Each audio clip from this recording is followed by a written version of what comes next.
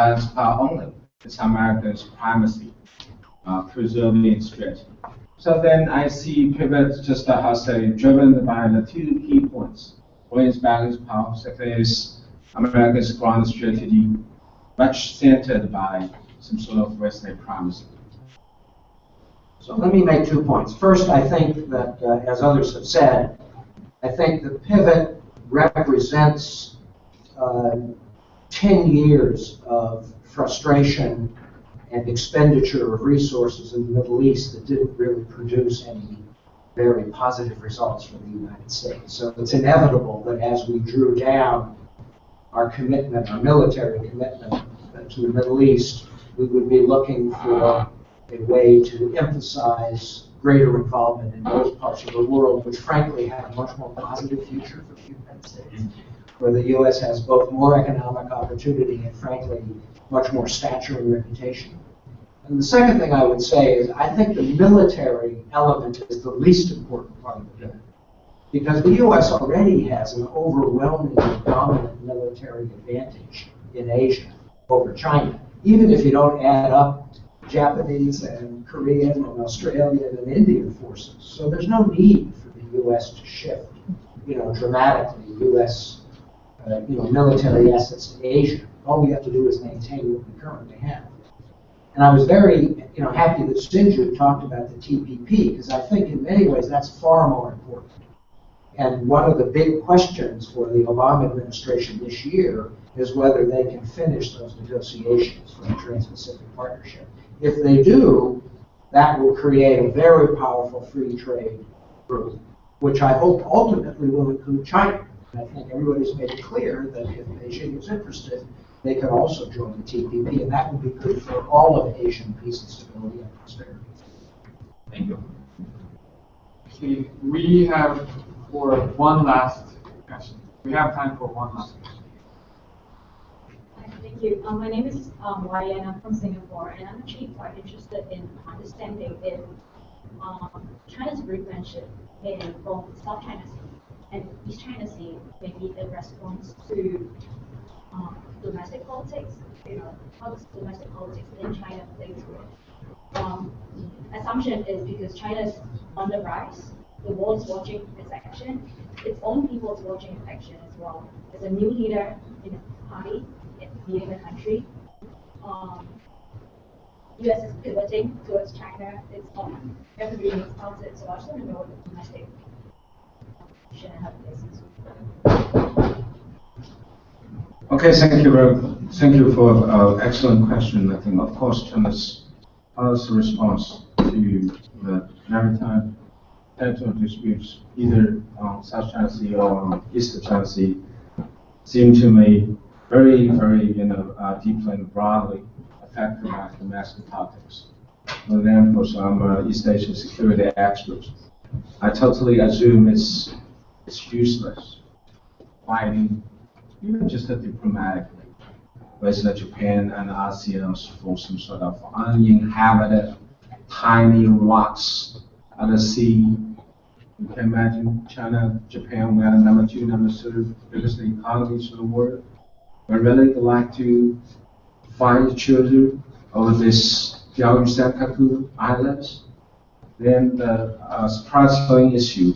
So it's a very scared, some sort of, let's say, oceanic threats in South China Sea. So how significant if China just overtake all of such islands, then it will be for China's so-called core interest. I'm also very skeptical. But why the Beijing's policy now is consistently less inflexible over this maritime disputes. So then it's just due to the domestic politics. That's a very bad factor behind the Chinese leader, because China's political ethics always assumed that. So no leader can afford to lose any inch of the territory. If you do that, it's very, very immoral. It's some sort of a traitor. So then I don't think the Chinese leader would like to just reconcile over such, always say, territories. So then, given this overwhelming sensitivity of the territorial disputes, with regard to China, I think the most important and sensible way for any settlement is not just to put the help on deterrence, because such a sovereign issue driven by domestic, nationalistic sentiment, well, getting less deterrent. So then we need to develop some sort of nuanced, balanced diplomatic sentiment. So China's case is that if you can just keep the Chinese have their face, then we will reconcile. If you always persistently push harder, then you will inevitably just trigger the Chinese, such a very rigid, we say, backlash. So that's also one point where I feel very critical to the, let's say, rebalancing strategy. So far, we also see the U.S. Consistently just raising the heat of the issue by, some sort of action in China over the policy. So then I see the situation is really getting increasingly tricky. Thank you for all these great and important and difficult questions.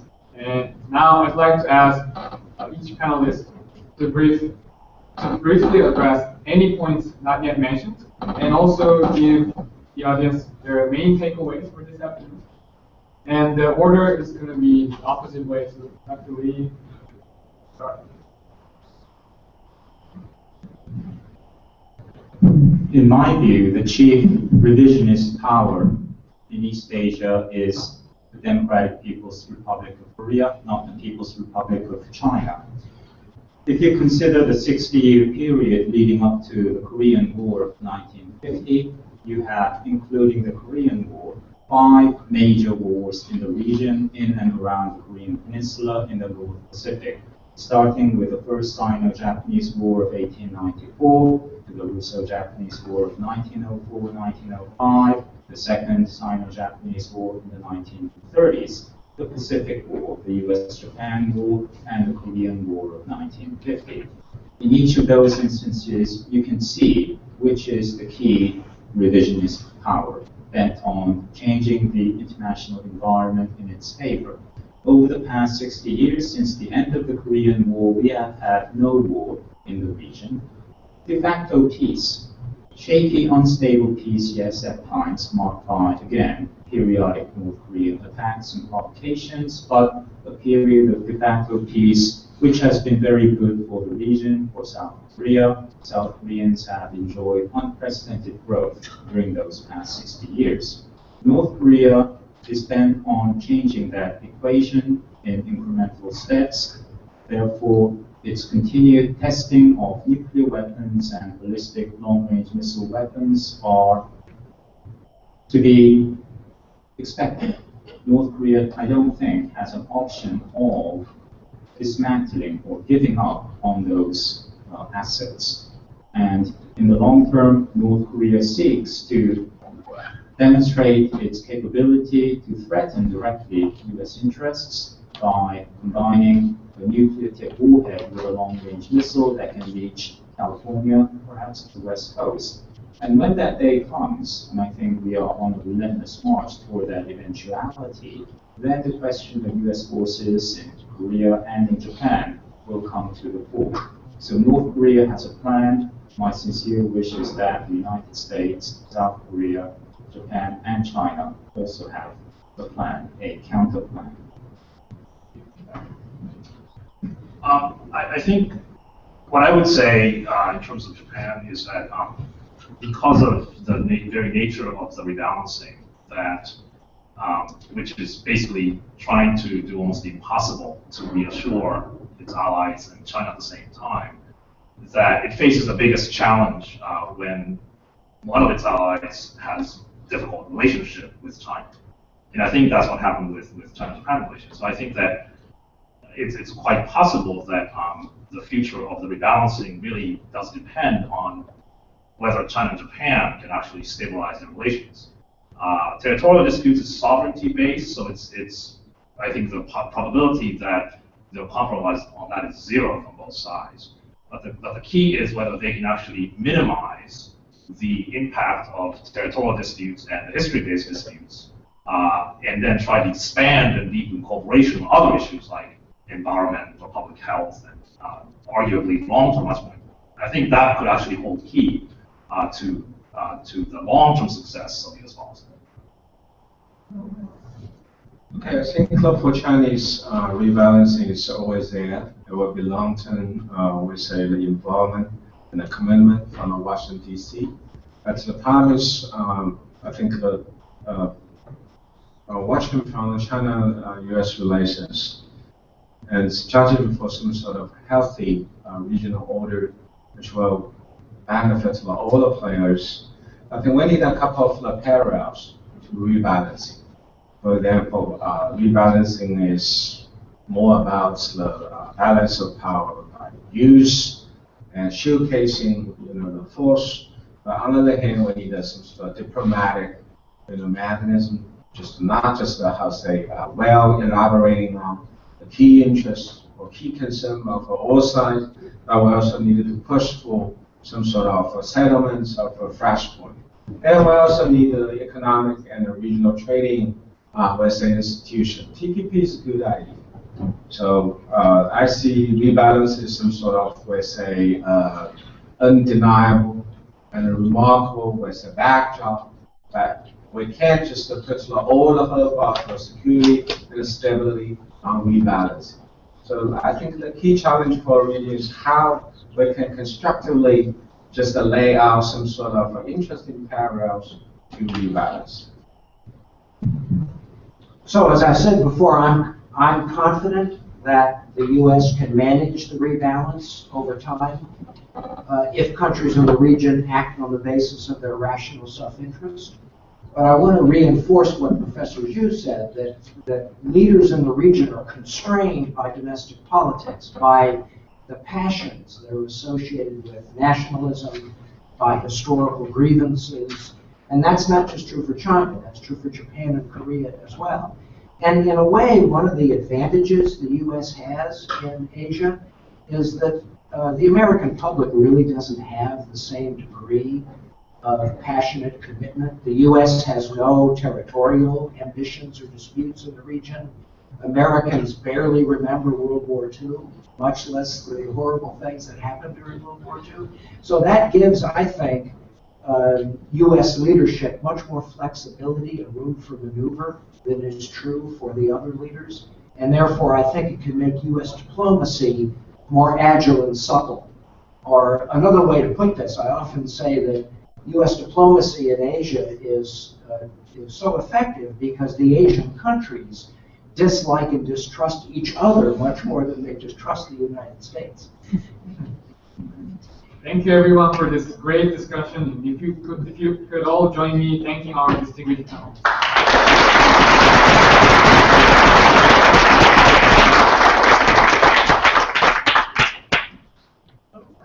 So we're going to have 15 minutes break and then the next panel session.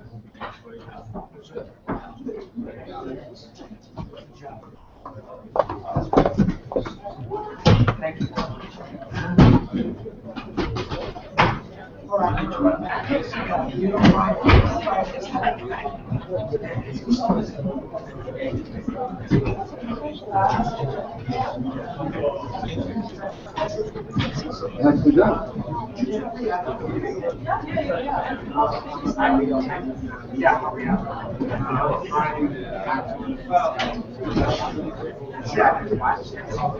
I wouldn't worry if that's Wait, that is the older one.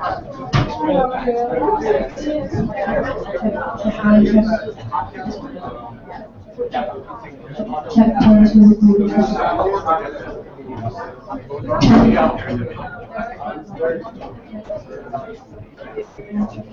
You like it? Check 1, 2, 3. So it's like he's called like Orwell and in the end. I actually watched the movie. I have to like the DVD that we got for and the fourth one. I like it.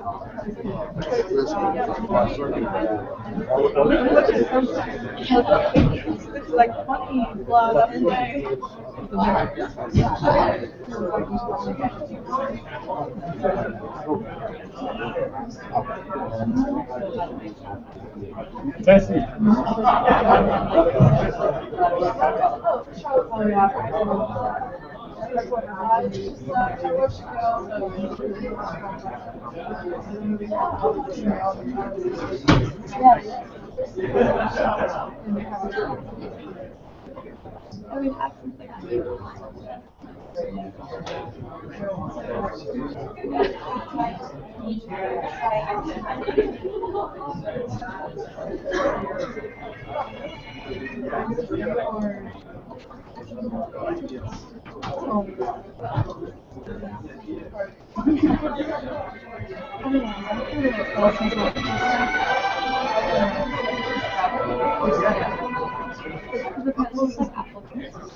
Oh my god.